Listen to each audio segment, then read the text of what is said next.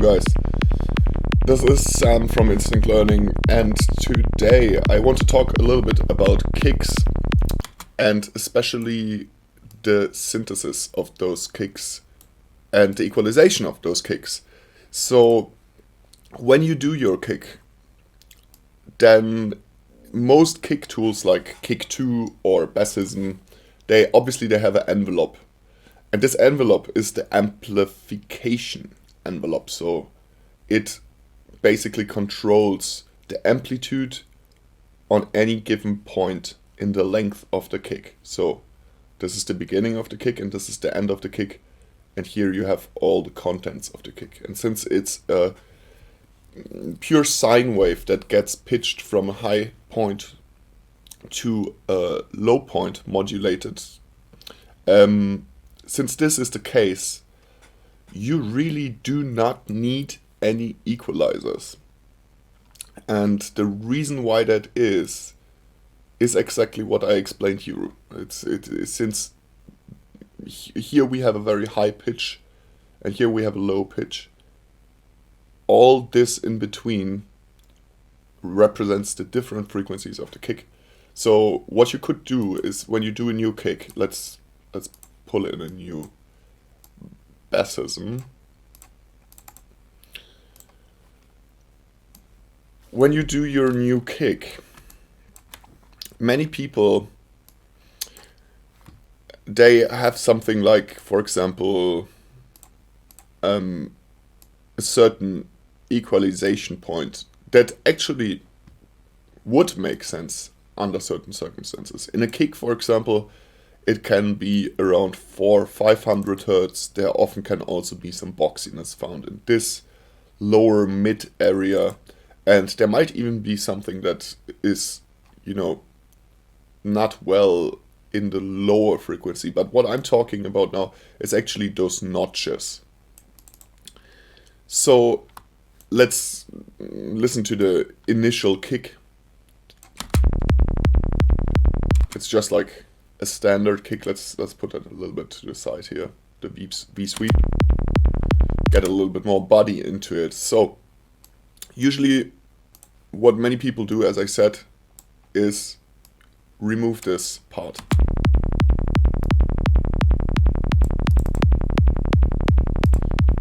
Because it has a certain boxiness and you do not necessarily need that in your kick. That's correct. But we also know that equalization can easily introduce phasing issues. It doesn't have to, but it often does. So you want to avoid that if you can. The less EQ, the better. That's a rule that everybody should be aware of when he's trying to mix music. Is really that. If you can avoid it, then avoid it. Before you touch an EQ, really look at all the other possibilities that you have, like for example stereo placement / panning, or other options to separate your mix, and also is it leveled correctly, etc. before you touch an EQ. So instead of pulling that notch out, we can do the same thing in an envelope. We can just make two dots here and pull it down. And you saw that many times, I guess, in your DAW, if you look at kicks from a good producer or a sample library or whatever, most of the time you will find a notch here. And this notch is either created by an envelope, but also can be generated using a compressor, of course, where the attack is set to a certain amount of time, pretty long attack in this case, and then it notches something out via the compressor, or even with an equalizer. But this is certainly the most elegant way to do it. This is why we do this notch. This is not just like, oh, it's a kick, so it has to have that kind of image to it. It has to look a certain way. It's not really the reason why you do it. It's because you want to get rid of a certain spectrum in your frequencies of the kick. So that's the reason why you do it. Let's listen to it with and without the envelope.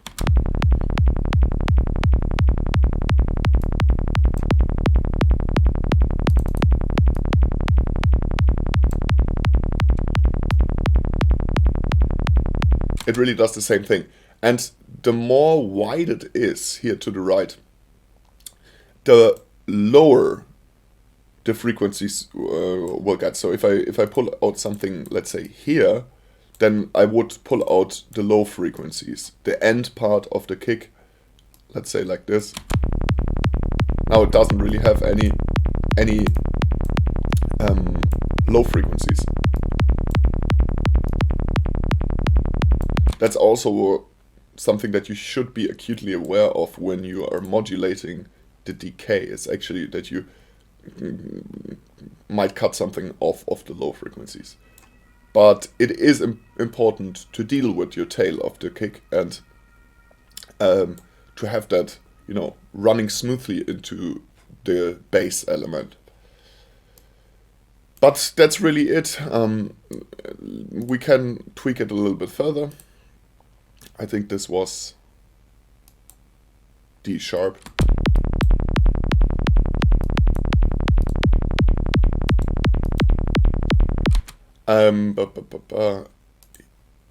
So let's say you have something in the beginning of the kick, or i.e. you want to equalize the high frequencies of the kick, the click of the kick. Then again, instead of doing a roll off with your equalizer or a cut with your equalizer, you can theoretically do the same thing with the envelope. All what you would have to do is pull this one down.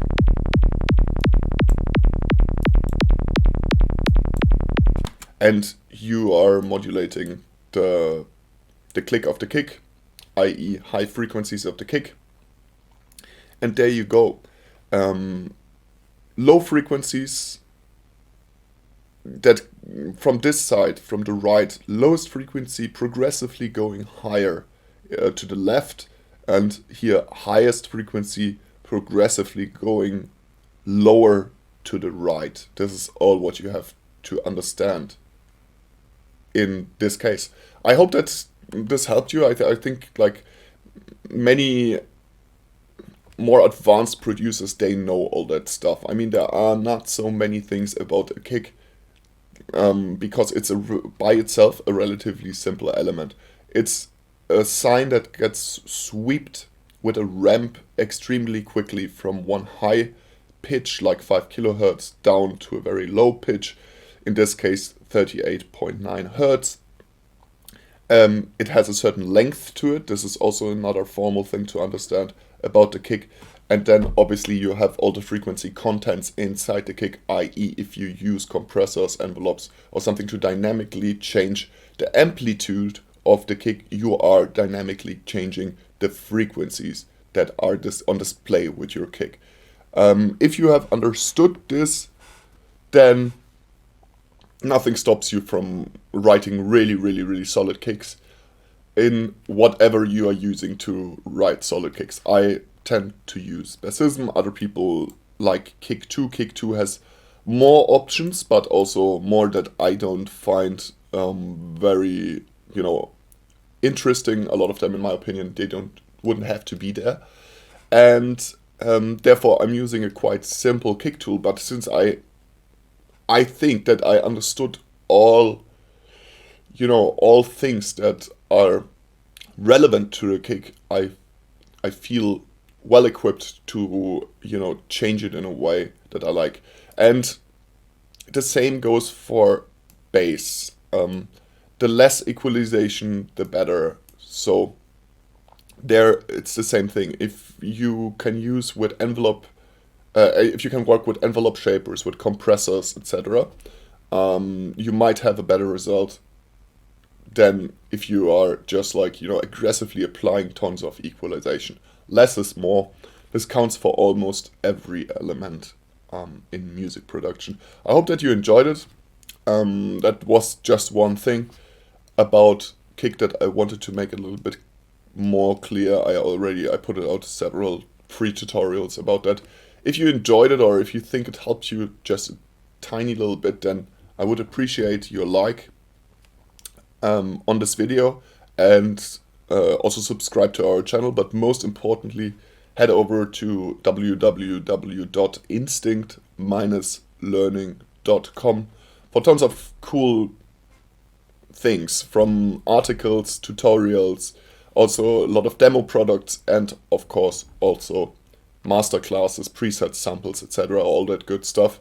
So head over there and check it out. I see you guys in the next video. Thanks for watching.